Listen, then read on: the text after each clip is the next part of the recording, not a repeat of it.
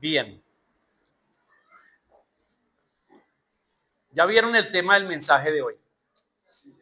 ¿Qué implica para mi vida ser bautizado? ¿Qué implica el hecho de que yo soy bautizado en una iglesia cristiana?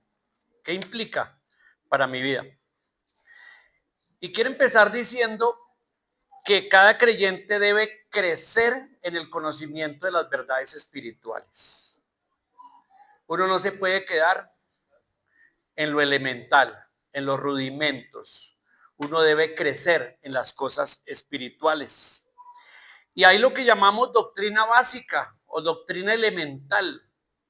Esas cosas espirituales que son las elementales. Es como cuando uno entra a primero de primaria y por eso se llamaba antes, ¿cierto? La elemental.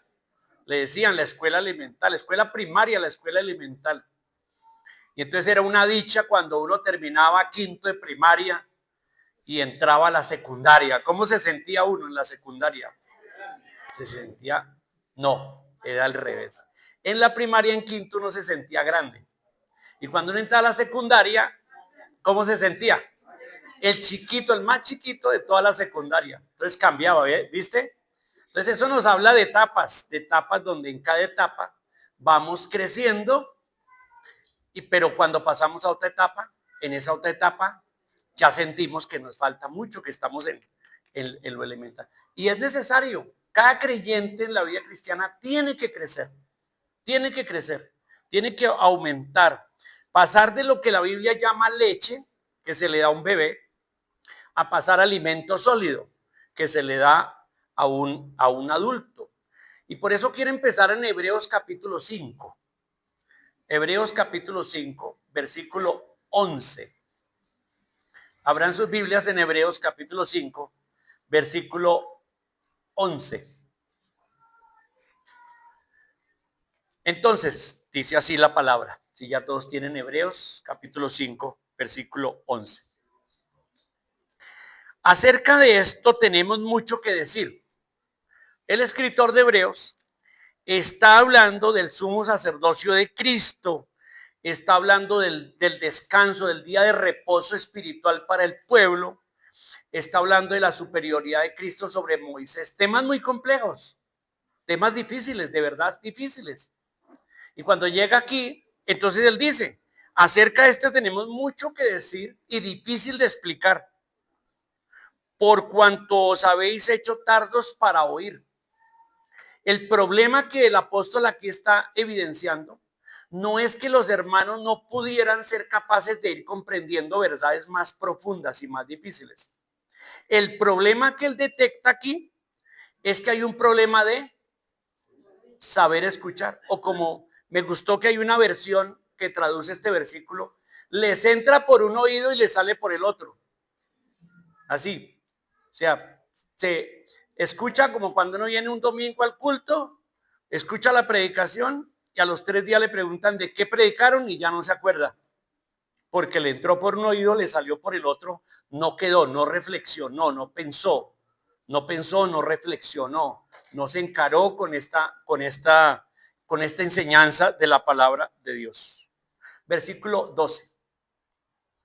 Porque debiendo ser ya maestros, como aquí algunos hermanos y hermanas, después de tanto tiempo, tenéis necesidad de que se os vuelva a enseñar cuáles son los primeros rudimentos de la palabra de Dios, la elemental. Volver a los números elementales, porque el álgebra quedó muy difícil. Y si el álgebra no puede ser asumida, pues mucho menos la trigonometría. Y mucho menos la estadística, ¿verdad? O sea, todo va en aumento. Entonces Pablo dice, no, el apóstol dice, tocó repasar de nuevo lo elemental, lo elemental. Y dice, y habéis llegado a ser tales que tenéis necesidad de leche y no de alimento sólido. Entonces ahora imagina a un jovencito que tocarle biberón, porque está desnutrido, porque eso no le cabe en la cabeza a nadie que le van a dar leche. Pero lo miran y dicen, no, pero es que el niño tiene 12 años, pero su, ¿cómo se llama? Su tráquea no se desarrolló, no le pasa nada, entonces toca leche. Y así es espiritualmente. Es una metáfora de la vida espiritual. Versículo 13. Y todo aquel que participa de la leche es inexperto en la palabra de justicia porque es niño. Pero el alimento sólido es para los que han alcanzado madurez, para los que por el uso tienen los sentidos ejercitados en el discernimiento del bien y del mal. Es decir, que la madurez se trata de aprender y de aplicar, de volverse diestro en saber discernir, aplicar, tomar decisiones, decir esto sí, esto no, por esto, porque la palabra de Dios dice. Eso es lo que está diciendo que es la madurez. Capítulo 6, versículo 1. Por tanto, dejando ya los rudimentos de la doctrina de Cristo, vamos adelante a la madurez o a la perfección. La palabra perfección aquí es madurez también. No echando otra vez el fundamento, y aquí entonces va a ser una lista de las cosas que son básicas. No echando otra vez el fundamento o las bases elementales de, primero, la doctrina del arrepentimiento. Eso es elemental. Un creyente debe saber definir, saber entender qué es el arrepentimiento. El arrepentimiento de obras muertas. Número 2, de la fe. Es elemental, una doctrina elemental, saber definir la fe, por qué creemos lo que creemos y por qué lo creemos. ¿Y qué es la fe? La fe en Dios es doctrina elemental. Tercero, de la doctrina de los bautismos. La doctrina de los bautismos es una cuestión elemental, es una cuestión que la debe saber un discípulo de Cristo desde los inicios. Y es hoy, quiero hablar voy a hacer un breve repaso de la doctrina de los bautismos, precisamente. Pero quiero que sepan que es elemental. Quiero que sepan que esto es doctrina elemental.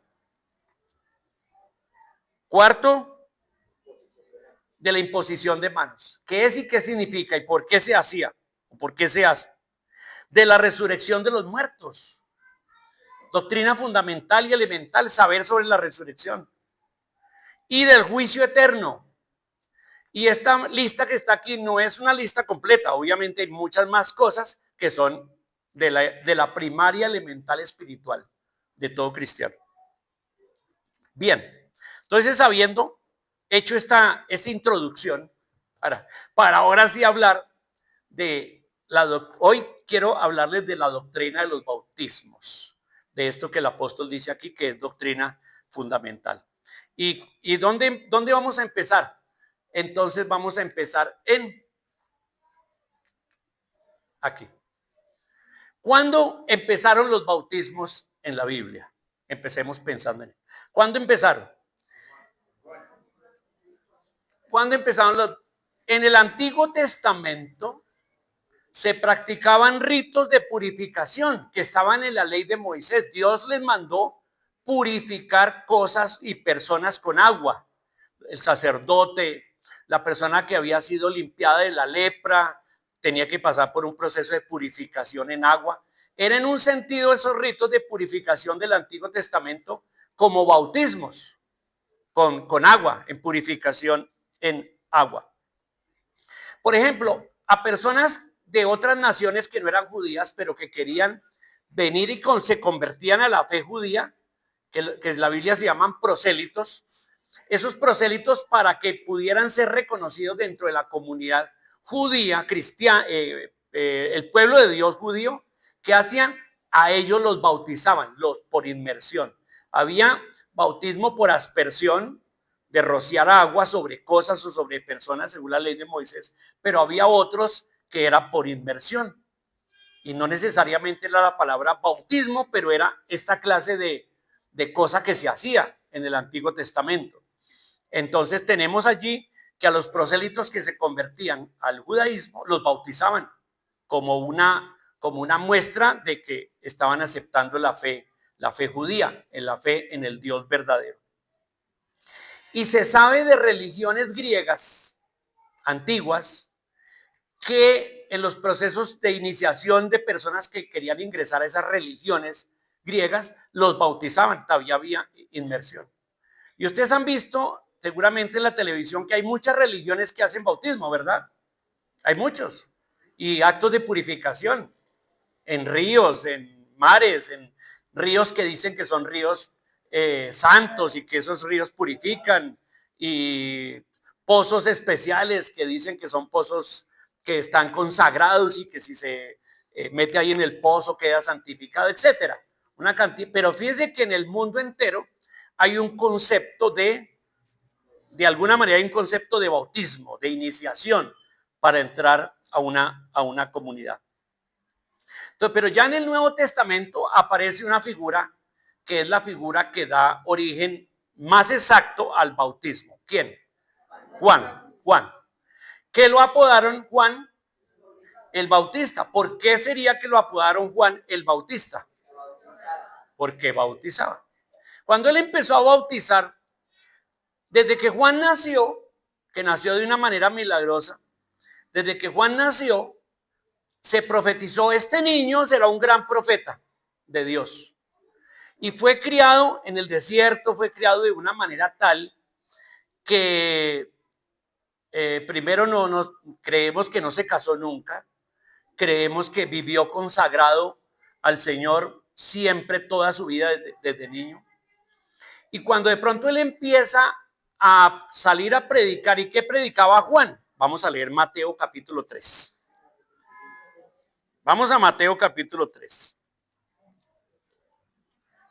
En este bonito repaso de los bautismos, Mateo capítulo 3, pero que para algunos que están empezando seguramente será un aprendizaje muy bonito. Mateo capítulo 3, versículo 1, dice acá. En aquellos días vino Juan el Bautista, predicando en el desierto de Judea, y diciendo, arrepentíos, porque el reino de los cielos se ha acercado. Este mensaje de Juan Bautista, ¿qué era? Era un llamado a toda la nación de Israel ¿a qué? A volverse a Dios. ¿Y por qué creen que Dios les manda este mensaje a través del profeta Juan? Porque estaban alejados de Dios. Porque aunque eran religiosos, iban al templo, pero en realidad su corazón estaba alejado de Dios.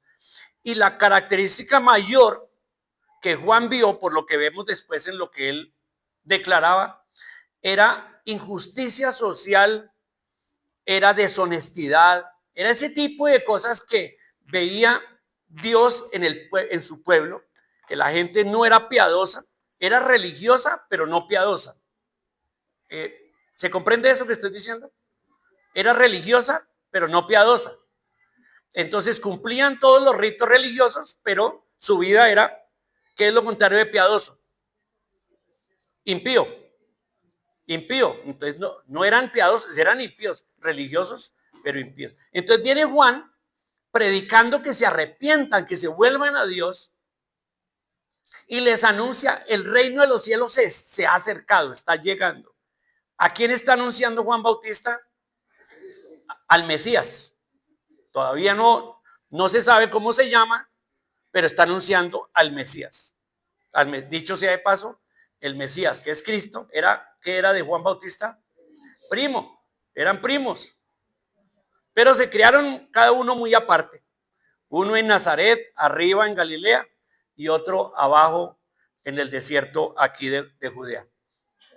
Entonces Juan Bautista empieza a predicar, arrepiéntase, y la gente empieza a llegar. Versículo 3. Pues este es aquel de quien habló el profeta Isaías cuando dijo, voz que clama en el desierto, preparad el camino del Señor, enderezad sus sendas. Y Juan estaba vestido de pelo de camello y tenía un cinto de cuero alrededor de sus lomos, y su comida eran langostas y miel silvestre, que eso sería un plato costosísimo, ¿no? Hoy en día. O sea, a mí me suena langosta, ¿qué es lo que se le echa miel? Se le echa miel al bróster, entonces langosta a la bróster. A mí suena que Juan tenía ese plato exquisito. Alguno diría que, pobrecito, sí, está ya pobre. No, mire, comida de reyes. 5.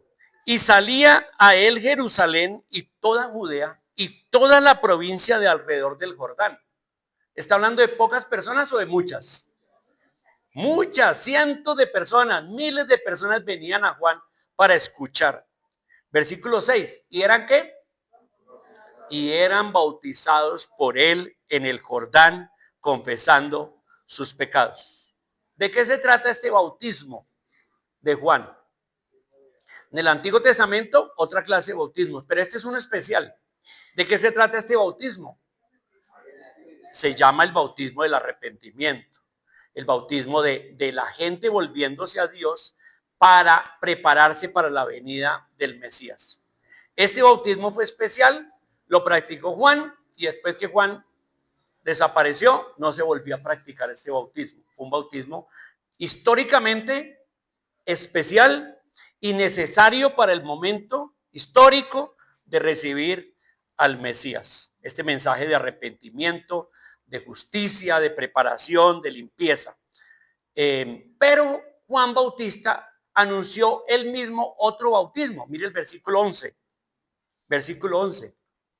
Dice, yo a la verdad os bautizo en agua para arrepentimiento. Ahí le está hablando de qué clase de bautismo está haciendo él. Bautismo en agua para arrepentimiento. Pero el que viene tras mí, ¿a quién se refiere acá? A Cristo, ¿verdad? El que viene tras mí, cuyo calzado no soy digno de llevar, es más poderoso que yo. Él os bautizará ¿en qué? En Espíritu Santo. Entonces Juan Bautista está anunciando otro bautismo. Dice, este que yo estoy haciendo acá en agua es un bautismo de arrepentimiento, pero el Mesías que viene, es decir, Cristo, va a tener un bautismo en Espíritu Santo y fuego. Ya, esto como les digo es doctrina elemental. Y yo me imagino que aquí la mayoría saben que es bautismo en Espíritu Santo y fuego. Pero vamos a estudiarlo, ¿vale? Para todos, para un gran repaso de este tema.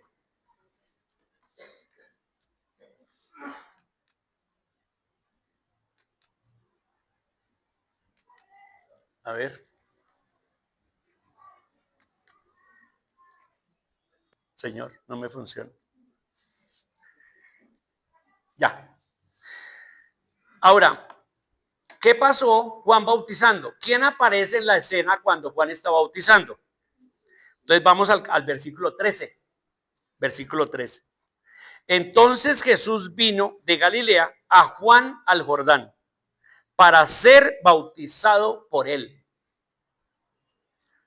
¿Qué bautismo ofrecía Juan? ¿Cristo vino a qué? A bautizarse. ¿Necesitaba Cristo arrepentirse? Ok, entonces acá tiene que haber algo raro. Aquí raro. Versículo 14. Mas Juan se le oponía. ¿Por qué Juan se le oponía? Porque decía, tú eres el Mesías, el Hijo de Dios. O sea, ridículo que yo te bautice a ti. Eso no puede ser posible. Y estaban ahí discutiendo. Y Jesús, Juan, bautízame. Aquí vengo. Jesús hizo la fila. Hizo la fila con todos. Y apareció ahí. Y cuando Juan lo vio, dijo, no, tú no.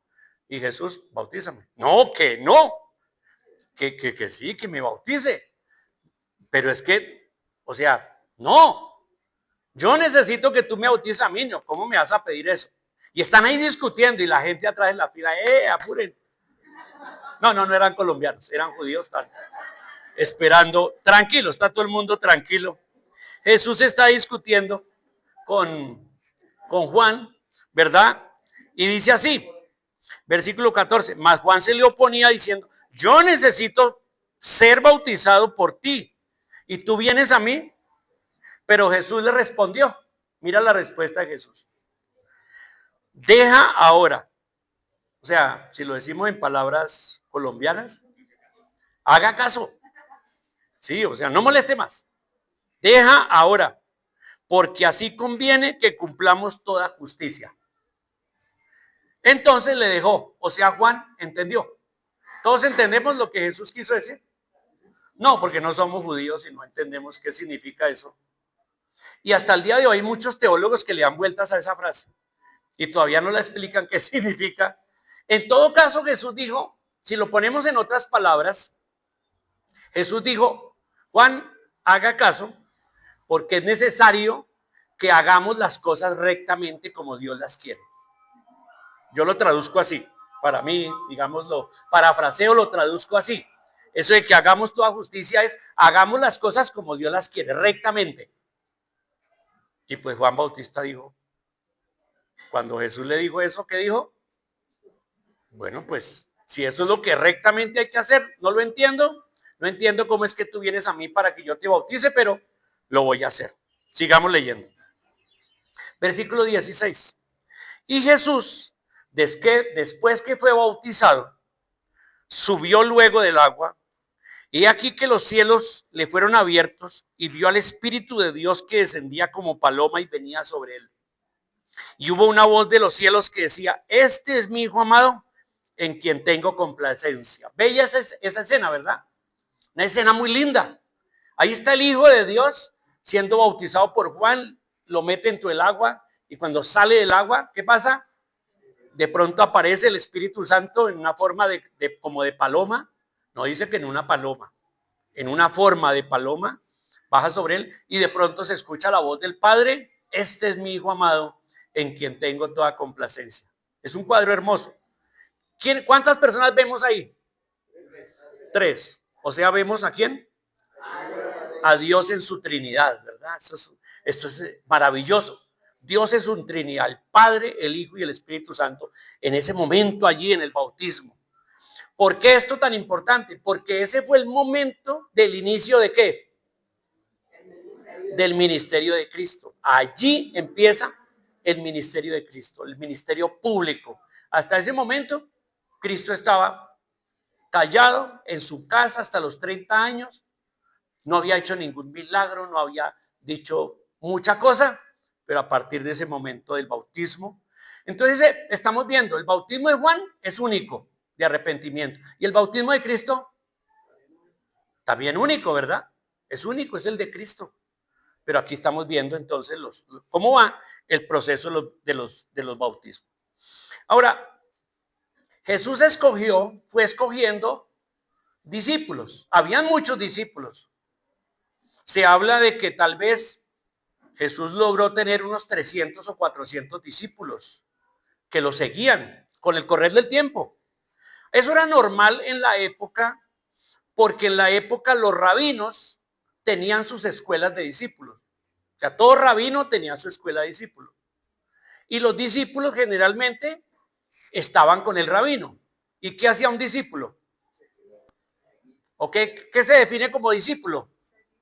Es que un estudiante, un seguidor de ese maestro que aprende y que sigue a ese maestro y hace lo que el maestro diga.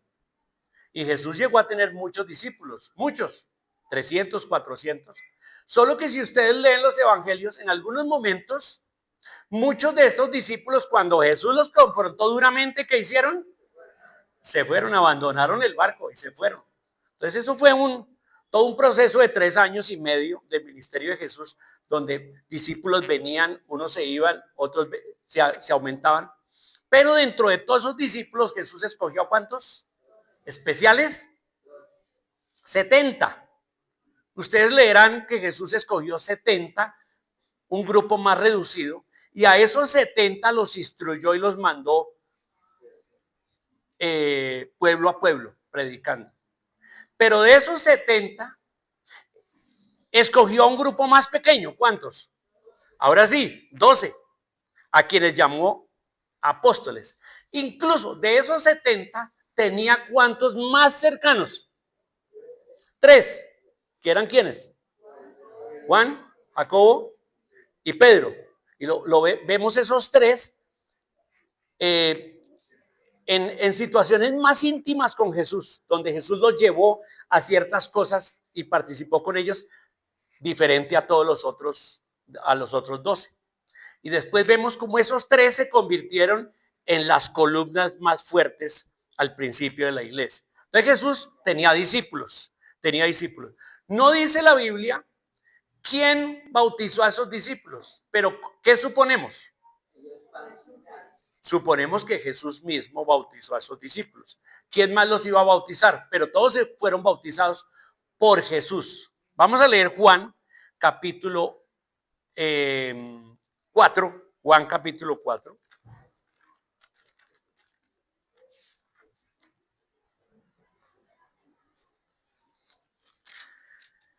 Juan capítulo 4, versículo 1. Dice, Juan, Evangelio de Juan, capítulo 4, versículo 1. Dice, cuando pues el Señor entendió que los fariseos habían oído decir, Jesús hace y bautiza más discípulos que Juan. Analicemos esta frase. Entonces, ¿qué decían los fariseos? Que Jesús, ¿qué estaba haciendo? Bautizando y haciendo discípulos. Quiere decir que Jesús sí empezó a bautizar. Jesús empezó a bautizar y bautizó a los primeros discípulos. Y seguramente bautizó a los 12 discípulos, a los 12 apóstoles. Versículo 2. Aunque Jesús no bautizaba, sino sus discípulos. Entonces, ¿esto es una contradicción del versículo 1? No. Está diciendo que el que empezó fue Jesús, pero que Jesús le delegó después a los 12 apóstoles a bautizar. Y fueron, y ya Jesús ya no bautizó más. Y ahí dijo, no, yo no quiero bautizar más. Ya están estos 12 que bautizan a la gente, a los que quieren ser discípulos, y estos 12 bautizaban a los nuevos discípulos. Jesús hace, pero me encanta esta frase, que los mismos fariseos dijeron, Jesús hace y bautiza más discípulos. ¿Jesús qué? Hace y bautiza. Van a tener en cuenta esas dos palabras, hace y bautiza discípulos. Bueno, Jesús terminó su ministerio, fue crucificado, fue sepultado, resucitó, se manifestó a sus discípulos resucitados muchas veces y llegó el día en que iba a ascender al cielo. ¿Y qué fue lo último que les dijo a los apóstoles? ¿Qué les encargó? Mateo 28. Esta mañana lo leímos en la cena del Señor con mi hermano Luis Eduardo, nos estaba hablando de eso. Volvamos a Mateo 28, versículo 18. Ya Jesús está listo para ir al cielo y esto es lo último que Jesús dice. Mateo 28, 18. Y Jesús se acercó y les habló diciendo, toda potestad me es dada en el cielo y en la tierra. Por tanto, id y ¿qué? ¿Qué hacía Jesús? Discípulos. ¿Ahora qué les está diciendo? Ahora ustedes, yo me voy, pero ustedes tienen la tarea de hagan discípulos. O sea, personas que vengan y se conviertan a Cristo, a Dios, se arrepientan y sean discípulos, sigan a Cristo. Vayan y hagan discípulos a todas las naciones. ¿Y qué más les mandó? Bautizándolos en el nombre del Padre, del Hijo y del Espíritu Santo, y enseñándoles que guarden todas las cosas que os he mandado, y aquí yo estoy con vosotros todos los días hasta el fin del mundo. Amén. Entonces, esto es lo que llama la gran comisión. Antes de irse Jesús, ¿qué le encarga a los discípulos? Hagan discípulos. Segundo, bautícenlos. Tercero, enséñeles. ¿Cuánto se demora en enseñar todas las cosas? Toda la vida. Entonces, ¿cuánto se demora en enseñar discípulos? Toda la vida. Toda la vida uno enseña discípulos. Y Dios levanta maestros que enseñan discípulos. Dios maestro, hermanos y hermanas que hacen discípulos y enseñan la palabra de Dios a esos discípulos. Y esa es la tarea de la iglesia. Esa es la tarea que el Señor nos mandó. Entonces eso nos introduce al bautismo cristiano. Ahora, todas estas personas, todos estos discípulos se bautizaron. Pero ahora Jesús en la gran comisión da una instrucción y es bautícenlos ¿cómo? En el nombre del Padre, del Hijo y del Espíritu. Y asocio este mandato trino con qué cosa que vimos trina en el bautismo de Jesús, ¿verdad? Que estaba el Hijo, el Espíritu Santo y el Padre. Y ahora Jesús dice, entonces ahora bautícelos en el nombre del Hijo, del Espíritu Santo y del Padre. Se asocia, ¿no? Entonces el bautismo tiene un fondo muy bonito que asocia al discípulo con Cristo, pero también con la Trinidad, con la Trinidad. Bien, entonces pasemos al tema del bautismo en la iglesia cristiana, porque hasta ese momento, en un sentido había iglesia y en otro sentido no había iglesia.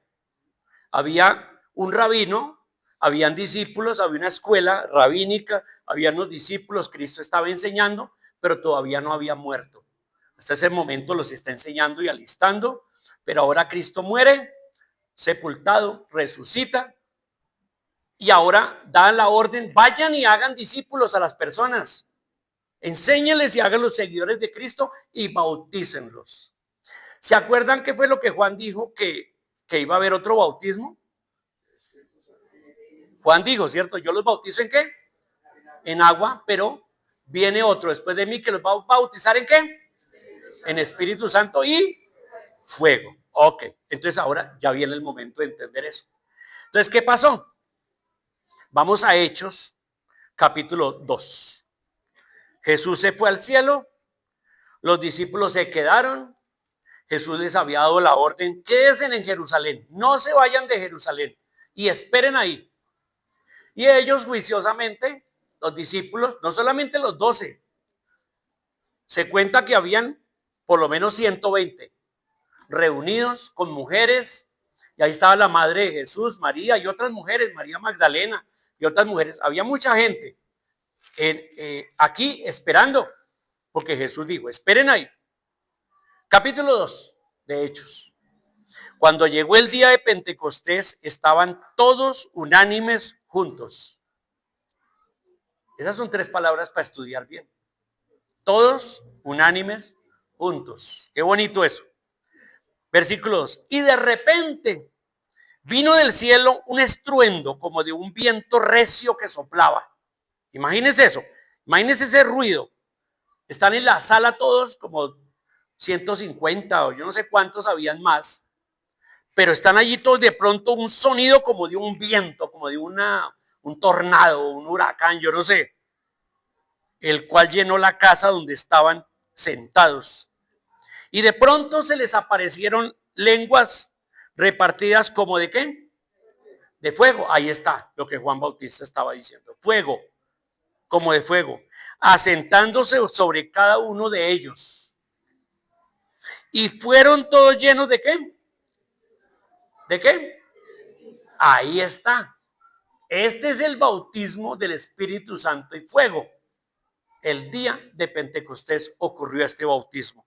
Tal y como Juan Bautista lo había anunciado, profetizado, que va a venir un bautismo. Jesús va a bautizar. ¿Quién está bautizando y a quiénes está bautizando? Aquí, ¿quién está bautizando?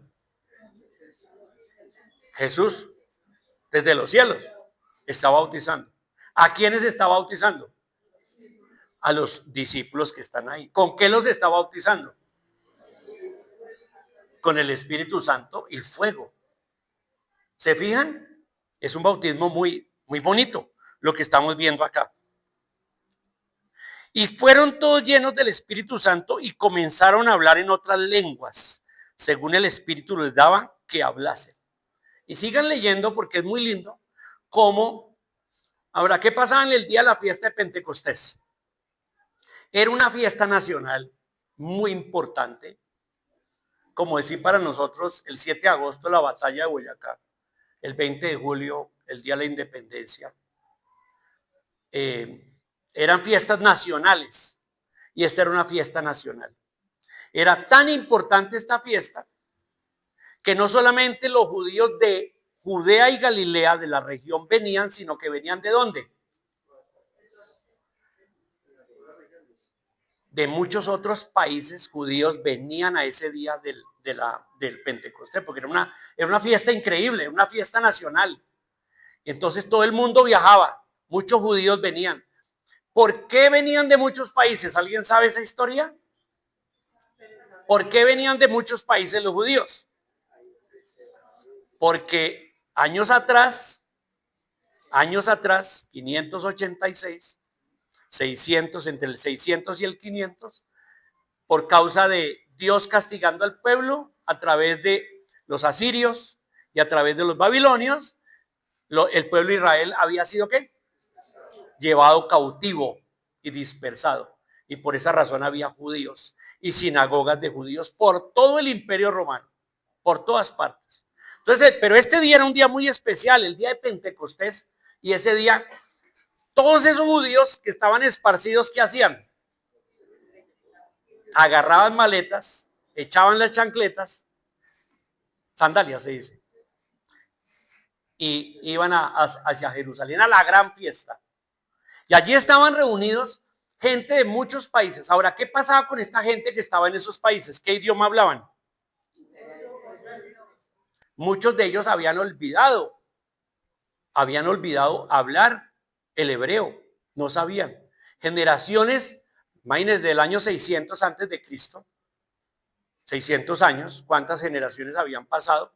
Muchos de esos nuevos niños ya no sabían el hebreo, hablaban el idioma de esas naciones, pero todos ellos venían para celebrar y a traer sacrificios y a participar en las grandes celebraciones, pero cada uno estaba, muchos de ellos estaban. Pero ¿qué pasó ese día cuando fueron los primeros discípulos bautizados con el Espíritu Santo? ¿Qué pasó?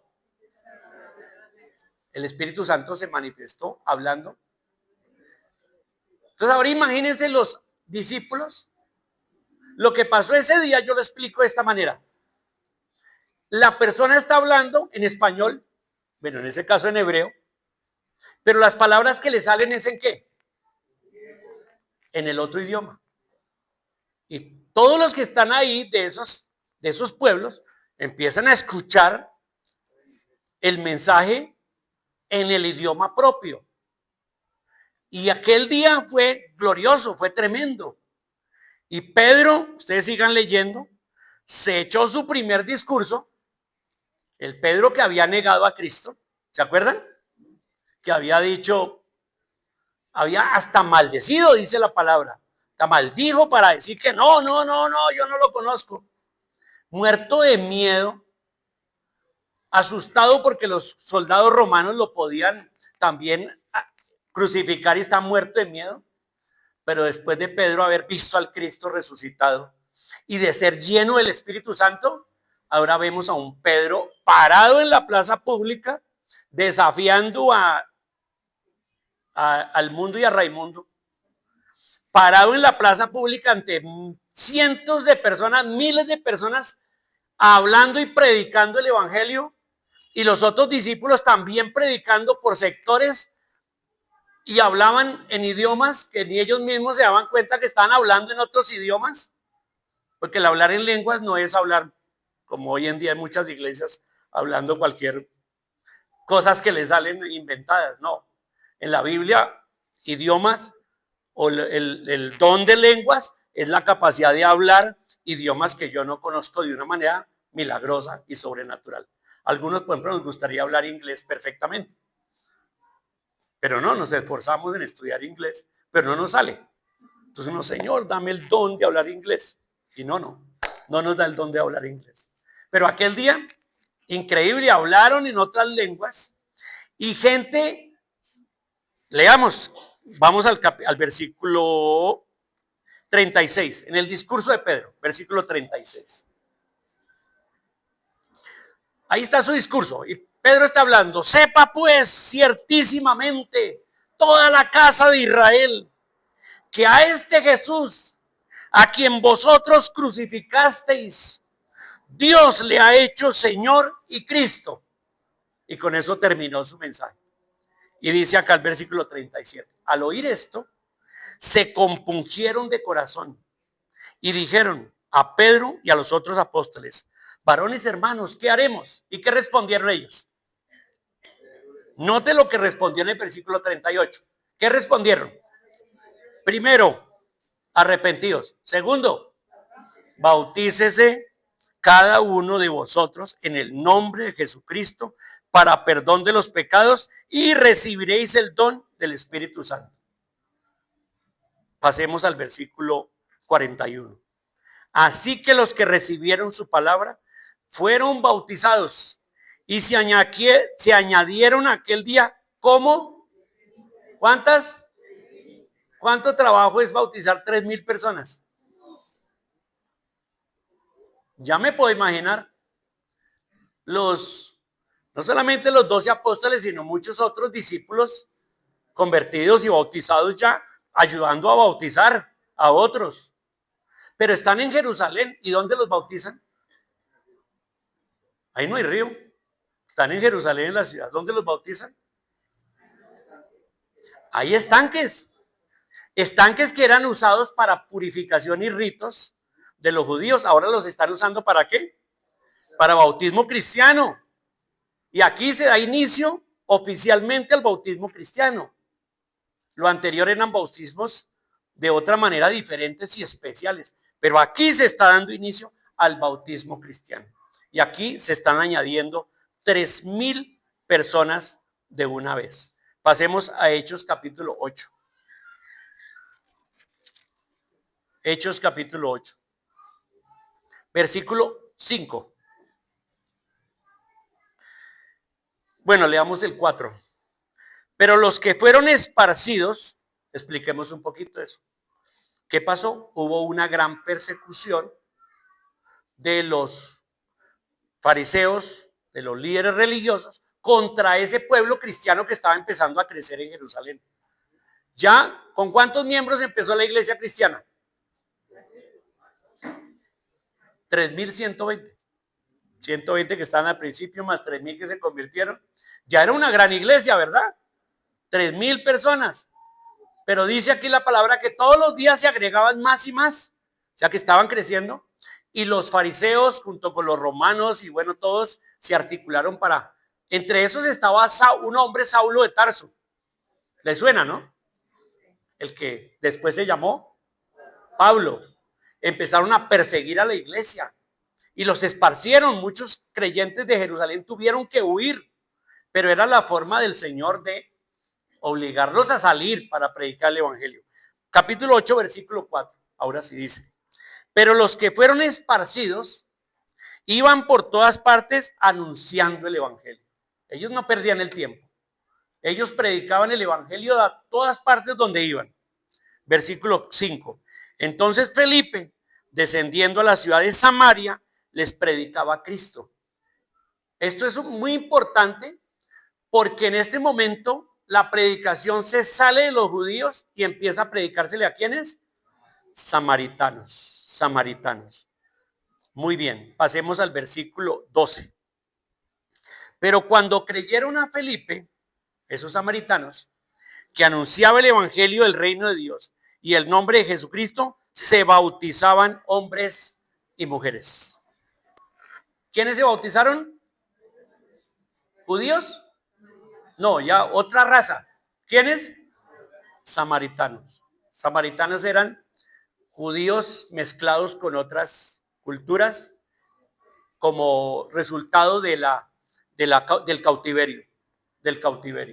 Y resultó otra raza que los judíos no querían, pero que ahora estos samaritanos se están convirtiendo a Cristo y se están bautizando. Pasemos, bueno, paro aquí para decir algo y explicar algo importante. Ustedes saben que en esta iglesia, cuando se va a tomar la cena del Señor, el director de culto dice algo. ¿Qué es lo que dice? Antes de tomar la cena del Señor, ¿qué advierte? ¿Qué dice?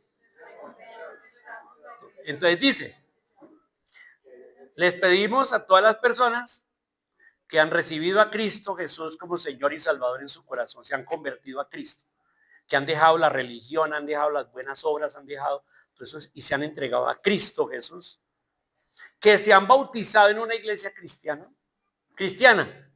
No vale el bautismo católico, ni el bautismo mormón, ni el bautismo islámico, ni ningún otro bautismo cristiano. Y que estén ahora en comunión en este momento, en comunión con Dios y con los hermanos en Cristo, que no tengan pecados y estén problemados y mal con Dios, no tome la cena del Señor. Entonces solamente. Entonces pregunto, ¿por qué nosotros decimos que es necesario que la persona sea bautizada para tomar la cena del Señor? ¿Por qué no permitimos a personas que son cristianas, que reciben a Cristo, pero todavía no se han bautizado, tomar la cena del Señor? Y aquí entonces es que voy a explicar.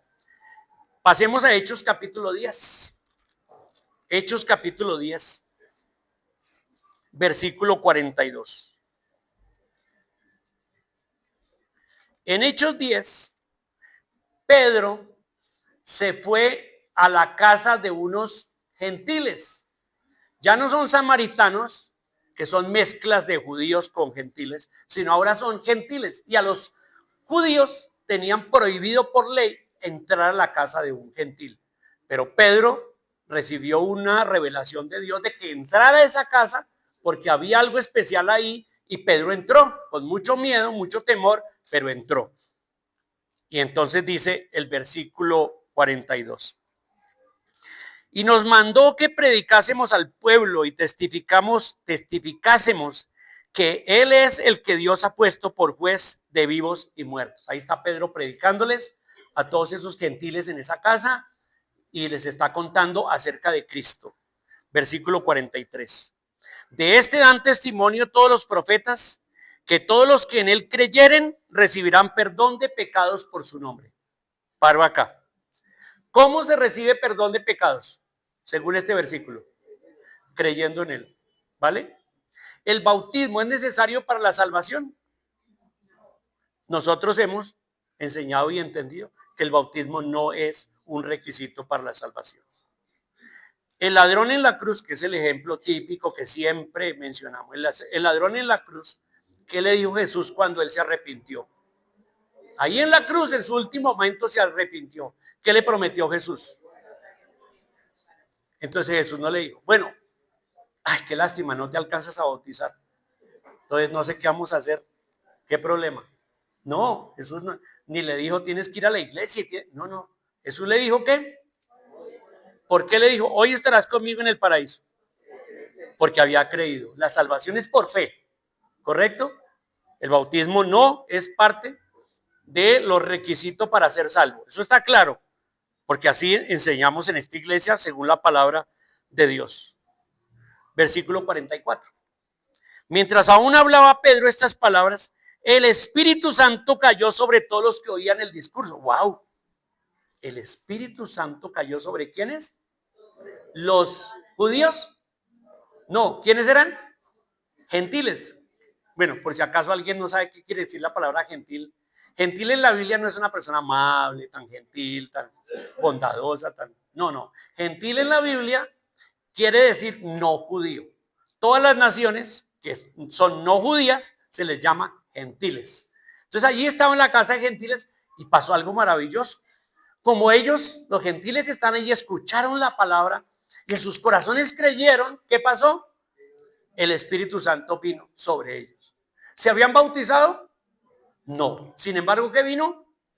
El Espíritu Santo. ¿Por qué vino el Espíritu Santo? Porque habían creído en el mismo instante. Eso es maravilloso. Mientras él aún hablaba, el Espíritu Santo cayó sobre todos los que oían el discurso.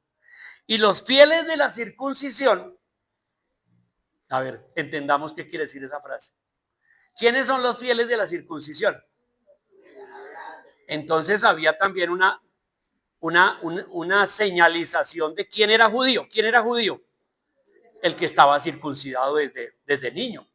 Y si alguien un prosélito gentil se convertía como judío, ¿qué le tocaba a ese varoncito? Circuncidarse así tuviera 50 años.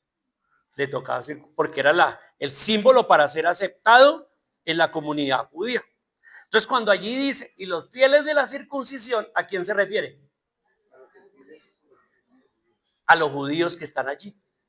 Y los fieles de la circuncisión que habían venido con Pedro, se quedaron atónitos de que también sobre los gentiles se derramase el don del Espíritu Santo. Increíble. Wow, no podíamos creer que el Espíritu Santo cayera sobre gentiles. Estaban viendo algo increíble. Versículo 46. Porque los oían que hablaban en lenguas y que magnificaban a Dios. ¡Wow! Y ahora están hablando, otra vez, están hablando idiomas que esas personas no conocen y están glorificando a Dios. Versículo 47. Entonces respondió Pedro. Mire lo que Pedro dijo. Cuando Pedro vio todo eso, dijo, bueno, ¿y ahora qué vamos a hacer? Y aquí está la respuesta. Entonces respondió Pedro, ¿puede acaso alguno impedir el agua para que no sean bautizados estos que han recibido el Espíritu Santo, también como nosotros? Y mandó bautizarles en el nombre del Señor Jesús. Entonces le rogaron que se quedasen por algunos días. Quédese con nosotros. Entonces se bautizaron. ¿Cuánto se demoró el bautismo? ¿Cuánto se demoró entre que estas personas creyeran en Cristo, recibieron el Espíritu Santo y se bautizaron en agua? ¿Cuánto se demoró? Nada, era inmediato. En esos días, toda persona que se entregaba a Cristo era bautizada de inmediato, de inmediato. Ahora, ¿qué pasa hoy? ¿Cuánto se demora una persona que recibe a Cristo y cree en él en bautizarse? ¿Cuánto se demora? Yo conozco casos de gente que hasta 10 años. Yo eso no lo puedo entender. No puedo entender cómo una persona viene a una iglesia, dice que cree en Cristo, pero no se quiere bautizar. Porque es que no es porque no se ofrezca el bautismo, sino porque no se quiere. Entonces nosotros aquí en la iglesia, ¿qué hacemos? Ofrecemos el bautismo. En estos días vamos a empezar curso de bautismo para personas que quieran bautizarse. Ahora, ¿había curso de bautismo en esa época? No. ¿Por qué hoy se necesita curso de bautismo? ¿Por qué en aquella época no se necesitaba curso de bautismo? Porque todos entendían perfectamente lo que significaba un bautismo. No había confusión, no había nada. Pero hoy, ¿qué tenemos? Una confusión enorme entre el bautismo católico, el bautismo cristiano, el bautismo de las lenguas, el bautismo de los mormones, el bautismo de los testigos, el bautismo de... Hay bautismos hoy y hay un enredo de cosas. Los católicos dicen que hay que bautizar el niño porque ese bautismo quita el pecado original. Eso no está en la palabra de Dios. Los mormones dicen que hay que bautizarse por los muertos para salvar a personas de los muertos con nombres propios. Solo agarran una frasecita que está en la Biblia, descontextualizada para... Y entonces hay una gran confusión sobre el bautismo. Muchos piensan que cuando se están bautizando, allí en el bautismo el agua les limpia los pecados. Si eso fuera cierto, imagínense cómo quedaría esa agua. Quedaría barro. No, eso no es cierto. Entonces necesitamos hacer un curso de bautismo para estudiar la doctrina de los bautismos y estudiar todas estas cosas para que cuando la persona... Ha llegado aquí personas a esta iglesia que me han preguntado y me han dicho, Gilberto, están anunciando bautismo y dicen que curso. Resulta que yo llegué a una iglesia y un día había bautismos, el pastor dijo, todos los que quieran bautizarse pasen al frente. Y los bautizaron. Y si yo no entendí nada y hasta el día de hoy sigo sin entender nada, ¿es necesario que me bautice de nuevo? Y entonces mi respuesta siempre es, tome el curso de bautismo y al final del curso usted decide si debe bautizarse de nuevo o no. Eso es una decisión propia. Entonces, pero normalmente, ¿qué pasa? Cuando es un caso así, que la persona se bautizó y ni entendió, ni sabía, ni siquiera sabía si era verdadera cristiana o no. Se había creído. Normalmente dice, bueno, ahora sí lo voy a hacer sabiendo de corazón y entendiendo. Pero quiero decir que, entonces, cuando en esta iglesia decimos, es necesario que la persona sea bautizada, ¿por qué lo hacemos? ¿Está en la Biblia eso? Como requisito de que la persona necesita ser bautizada para tomar la cena del Señor. Sí está en la Biblia. No está dicho de manera directa, pero está. Porque no existía en la Biblia ningún cristiano no bautizado. No existen. En la Biblia no existen los cristianos no bautizados. O sea que todos los que participaban en la cena del Señor eran ¿qué? Bautizados. Por esa razón, en esta iglesia, quiero aclarar que es en esta iglesia, en otras iglesias Yo fui una vez a una iglesia que me dio tanta tristeza, donde celebraron la cena del Señor y todo el mundo le da, y hasta uno de los sugieres había un perrito y cogió el pan y le dio a un perrito. Y yo, toma. Y yo decía, pero ¿qué desprecio es este? O sea, no hay entendimiento, no se comprende lo que esto significa. ¿Hasta dónde? Entonces hay un sentido en los símbolos del bautismo y de la cena del Señor, que son los únicos dos símbolos, ordenanzas para los cristianos. Hay un sentido espiritual muy profundo y de eso quiero hablar, de ese sentido espiritual profundo que tiene el bautismo. Yo me quedé aquí. Ya vimos esa.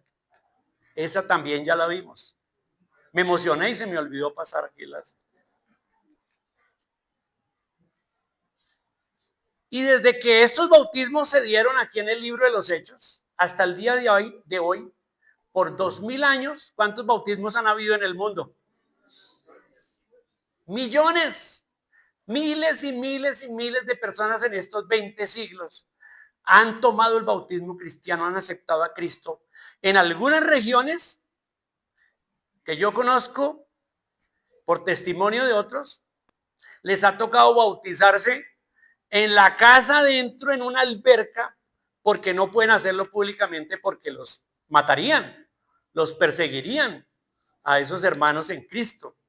Pero se han bautizado miles de personas a través de estos 20. Yo recuerdo la emoción que yo sentí cuando me bauticé. Aquí cada uno recuerda el día de su bautismo, ¿verdad? Yo sentí una emoción. Yo tenía 14 años cuando me bautizó. Los que me bautizaron eran dos hermanos, uno argentino y otro neozelandés. Me agarraron, me dijeron póngase así. Y me habían explicado lo que significa el bautismo. Eso, imagínense, eso fue en 1974. Eso es cerquita a los apóstoles. Unos 38 años después, tuve la oportunidad de ir a la Argentina y encontrarme con ese hermano que me había bautizado. 38 años después. Ese día él me entregó una foto. Me dijo, ay, mira, ahora que estás aquí, tengo una foto de tu bautismo. Yo, wow, porque en esa época era, ustedes comprenderán, ¿no? Difícil tener una foto. Pero ese hermano dijo, acá tengo una foto que nos tomar, y me dio esa foto. Y yo, wow, yo me acuerdo cómo recibo esa foto con tanta emoción mirándome ahí. Pues yo ya grande, abuelo, y viendo esa foto de jovencito, 14 años, no, yo me llené de emoción y me puse a llorar al ver la foto. Pero ese hermano me dijo, voltea la foto y lee lo que escribí por detrás ese mismo día. Y volteé la foto y así decía, un joven del que esperamos una gran obra de Dios.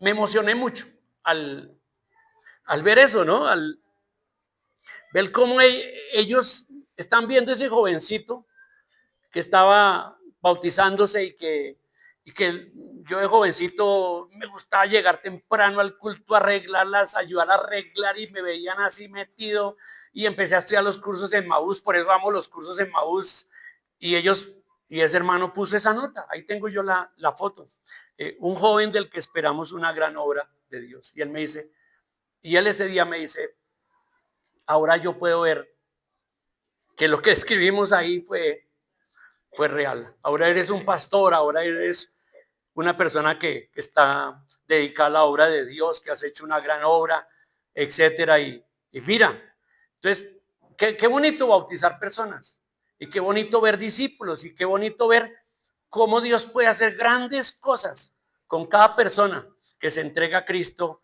y se bautiza. Yo no recuerdo ya a este momento cuántas personas he bautizado. Muchas. Pero también he visto a personas que he bautizado que ahora bautizan a otros. Y he visto y he sabido de hasta 3 generaciones de creyentes que este bautizó a este bautizó a este bautizó a este, y ese está todavía bautizando a otros.